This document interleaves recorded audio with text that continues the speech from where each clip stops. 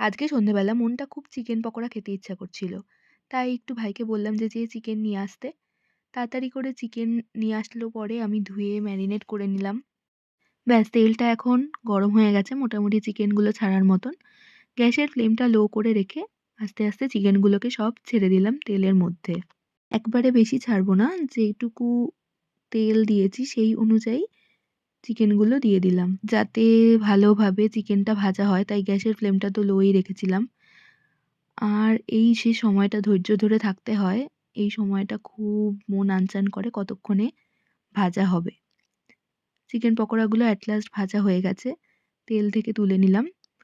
আর যতক্ষণ না জিভে দেওয়ার মতন এবং হাতে ধরার মতন ঠান্ডা হচ্ছে, ততক্ষণ তো একটু ওয়েট করে নিতেই হবে। তারপর প্লেটে করে নিয়ে বসে পড়লাম খেতে। ঠান্ডায় ব্ল্যাঙ্কেট গায়ে দিয়ে, চাদর গায়ে দিয়ে খাচ্ছি আমরা। তো দেখা হচ্ছে নেক্সট মিনি